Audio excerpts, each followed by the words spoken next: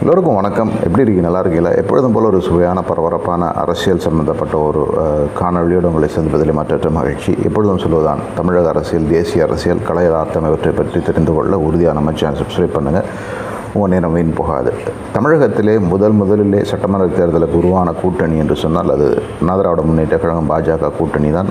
அமித்ஷா டெல்லியிலிருந்து வந்து, அதாவது பாஜகவுடைய தேசிய தலைவரும் உள்துறை அமைச்சருமான அமித்ஷா சென்னைக்கு வந்து ஒரு நட்சத்திர ஹோட்டலிலே வந்து எடப்பாடி பழனிசாமி அவரோடு சேர்ந்து ஒரு பத்திரிகையாளர் சந்திப்பு நடத்தி அதிமுக பாஜக 2026 கூட்டணியிலே போட்டியிட்டு கூட்டணி ஆட்சி அமைத்து திமுக என்ற தீய சக்தியை வீழ்த்தும் என்று அறிவித்து விட்டு சென்றார். அதற்கு பிறகு பல மாற்றங்கள், குறிப்பாக தமிழக பாஜக தலைமை பொறுப்பிலிருந்து அண்ணாமலை அவர்கள் விலக்கப்பட்டு அவருக்கு பதிலாக நயினார் நாகேந்திரன் தலைவராக்கப்பட்டார். தமிழக பாஜகவை பொறுத்தவரை தொடர்ந்து வந்து அவங்க வந்து அதிமுகவோடு இணக்கமாக போக அதிமுகவுக்கு தாங்கள் ஒரு ஜூனியர் பார்ட்னர் என்று காட்டிக்கொள்ள பல முயற்சிகளை மேற்கொண்டு வருகிறார்கள். இன்னும் சொல்லப்போனால் அண்ணாமலை எந்த அளவுக்கு அக்ரெசிவாக இருந்தாரோ, என்ன ஒரு வேகமும் வீச்சோடு வந்து அவர் வந்து பாஜகவை இங்கே வளர்க்க இத்தனித்தாரோ, அதற்கு நேரெதிர்மாறாக இல்லை, நாங்கள் வந்து அதிமுகவுடைய ஜூனியர் பார்ட்னர் எடப்பாடி பழனிசாமி முதல்வராக்குவதற்குத்தான் நாங்கள் முயற்சி செய்வோம், எங்களுடைய நோக்கம் வந்து எடப்பாடி பழனிசாமி முதல்வராவதுதான், கூட்டணி ஆட்சி, ஆனால் முதல்வர் வந்து எடப்பாடி பழனிசாமி தான், மந்திரி சபையெல்லாம் பங்கெல்லாம் அதை பற்றியெல்லாம் பேச்சுவார்த்தை ஒன்றுமே நடக்கலை, இப்படி பலவாறாக தெளிவாக நயினார் நாகேந்திரன் நாங்கள் வந்து அதிமுகவுக்கு ஒரு ஜூனியர் பார்ட்னர் தான், எந்த வகையிலும் எங்களுக்கு வந்து பெரிய அளவில் லட்சியங்கள் இல்லை, அதிமுக ஆட்சிக்கு வந்தால் போதும் என்ற ரீதியாக பல கருத்துக்களை தொடர்ந்து பதிவிட்டு வர்றாங்க. பாடி லாங்குவேஜ் கூட பார்த்திங்கனாக்கா அண்ணாமலையை பொறுத்த வரைக்கும் அவர் இருந்த வரைக்கும் ஒரு அக்ரெசிவான பாடி லாங்குவேஜ், திமுக எதிர்ப்பாகட்டும் இல்லை தமிழக நலன்களாகட்டும் ஒரு வேகத்தோடு அவர் வந்து பத்திரிகையாளர்களை சந்திப்பது, அவருடைய நடவடிக்கைலாம் இருந்தன. ஆனால் நயினார் நாகேந்திரனை பொறுத்தவரை அதற்கு நேர் எதிராக ஆங்கிலத்தில் வந்து ஒரு சப்மிசிவ்னு சொல்லுவாங்க.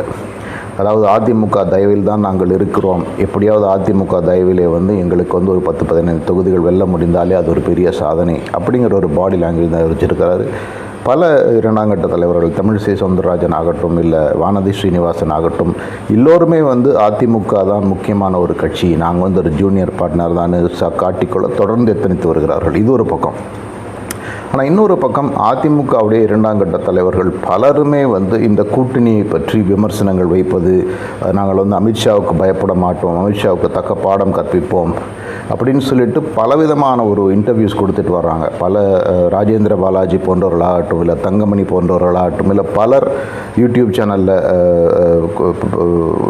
இன்டர்வியூஸ் கொடுக்குற அதிமுக முன்னாள் அமைச்சர்களாகட்டும் எல்லோருமே வந்து நாங்கள் தான் வந்து முக்கியம், எங்களுக்கு திராவிட கொள்கைகள் தான் முக்கியம், பாஜக வந்து திராவிட கொள்கைகளுக்கு அச்சுறுத்தலாக இருக்கும் என்று சொன்னால் அப்படி ஒரு கூட்டணியே தேவையில்லை என்று தெளிவாக சொல்லி வருகிறார்கள். ஆக நேர் எதிர்மாறான ஒரு நடவடிக்கைகள். ஒரு புறம் வந்து பிஜேபி கேம்பில் வந்து அதிமுகவுக்கு எந்த அளவுக்கு வேணால் நாங்கள் இறங்கி போவோம் என்று ஒரு ஸ்டைல். இன்னொரு பக்கம் அதிமுகவை பொறுத்த வரைக்கும் பாஜக வந்து ஒரு பொருட்டே கிடையாது, பாஜக தான் எங்கள் தயவில் இருக்குங்கிற மாதிரி காட்டுவதாக ஒரு தயவு. இன்னொன்று ஐடியாலஜிக்கலி எங்கேயுமே ஒத்து போல இந்த ரெண்டு கூட்டணிக்குமே ஒன்று வந்து ஆரம்பத்திலேயே நாடாளுமன்ற தேர்தலின் போதே வந்து முஸ்லீம் வாக்குகள் வேண்டும் என்று சொல்லி தான் அதிமுக பாஜகவை விட்டு சென்றது.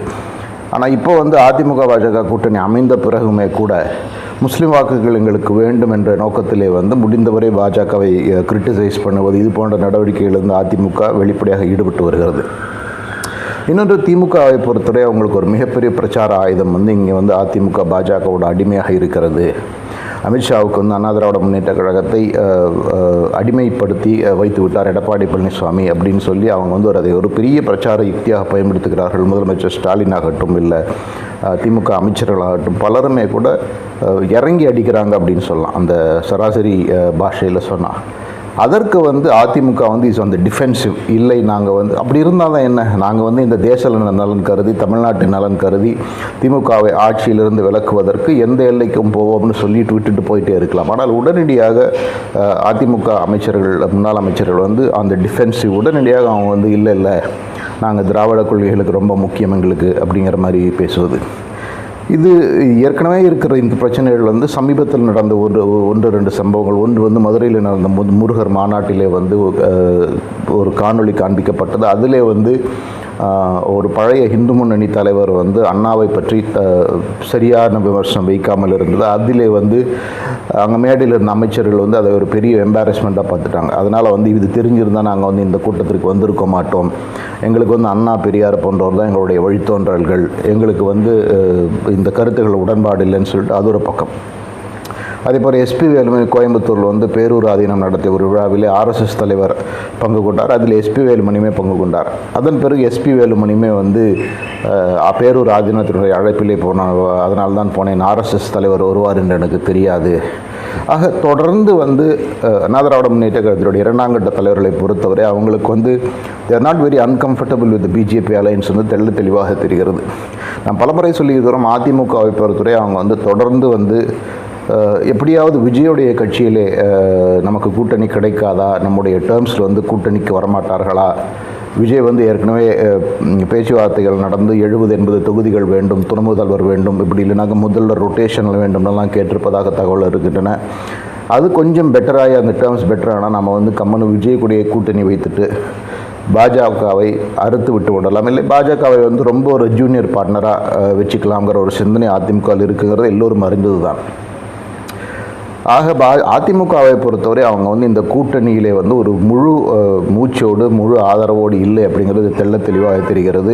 இன்னும் சொல்லப்போனால் தேர்தல் பிரச்சாரத்தை துவங்கி வேகமாக அந்த தேர்தல் மார்க்கெட்டிங் சம்பந்தப்பட்ட வேலைகளை துவங்கி திமுகவை எதிர்ப்பது அப்படிங்கிறதை ஒரு பிரதான நோக்கமாக வைப்பதை வைத்துவிட்டு இப்போது இருக்கும் அதிமுக பாஜக கூட்டணி அவங்களுக்குள்ளே போட்டுக்கிற சண்டைகளிலே வந்து நேரம் போய்கொண்டே இருக்கிறது. உறுதியாக இது தொடர்ந்தால் திமுகவை எதிர்த்து இவர்கள் வந்து ஆட்சியை பிடிப்பது அப்படிங்கிறது அவ்வளவு எளிதாக இருக்காது அப்படிங்கிறது எல்லாருடைய கருத்து. இன்னொரு விஷயம் வந்து இந்த சண்டைகள், இந்த பிரச்சனைகளால் வந்து நடிகர் விஜய்க்கு வருகின்ற ஆதரவு மேலும் மேலும் கூடி வருகிறது. குறிப்பாக வந்து நிறைய சர்வேஸ் வந்திருக்கு. அந்த சர்வேகளில் சென்னை பகுதிகள், பெருநகர சென்னை பகுதிகள், தஞ்சாவூர் சுற்றியுள்ள அந்த காவேரி டெல்டா பகுதிகள், அதே போல் கோஸ்டல் தமிழ்நாடு, இங்கெல்லாம் வந்து பெரிய அளவிலான ஆதரவு விஜய்க்கு வருகிறது. அந்த ஆதரவு பெரும்பாலும் 2 கட்சிகளிலிருந்து வாக்குகளை பிரிப்பதாலே வருகிறது. ஒன்று அதிமுக வாக்குகளையும் அவர் பிரிக்கிறார், என்று திமுக வாக்குகளையும் பிரிக்கிறார். அது இல்லாமல் சின்ன சின்ன கட்சிகள், பாமக, விடுதலை சிறுத்தைகள் கட்சி போன்ற கட்சிகளை எல்லாம் அந்த வாக்குகள் எல்லாம் கூட பிரித்து விஜய் வந்து பெரிய அளவில் வந்து ஒரு ஒரு ஒரு ஒரு ஒரு பெரிய ஒரு விஜய்க்கு சாதகமாக இருக்கிறது, ஒரு ஆதரவு அலை இருக்கிறதுன்னு சொல்லி வருகிறார்கள். இன்னொரு சுவாரஸ்யமான தகவல் நாம் ஏற்கனவே சொல்லியிருக்கிறோம். அண்ணாமலை களத்திலே இல்லை, அண்ணாமலை வந்து தேர்தலிலே வந்து தமிழகத்திலே பாஜகவுடைய முகமாக இருக்க மாட்டார், கிட்டத்தட்ட அவர் ஓரங்கட்டுப்பட்டு விட்டதாக தான் தெரிகிறது. ஏன்னா அண்ணாமலை பற்றிய கருத்துக்களை குறித்து இந்த பாஜக இப்போ இருக்கிற பாஜக தலைவர்கள் கிட்ட எல்லாம் கேட்கும்போது பார்த்திங்கனாக்கா வந்து அவங்க வந்து அண்ணாமலை வந்து தனிப்பட்ட கருத்து, ஏதோ அவருக்கும் கட்சிக்கும் சம்மந்தமே இல்லை அப்படிங்கிற போல தான் பேசிக்கிட்டு இருக்கிறார்கள். இதிலே வந்து அண்ணாமலை ஆதரவாளர்கள் வந்து அவங்க வந்து ஒரு மாதிரி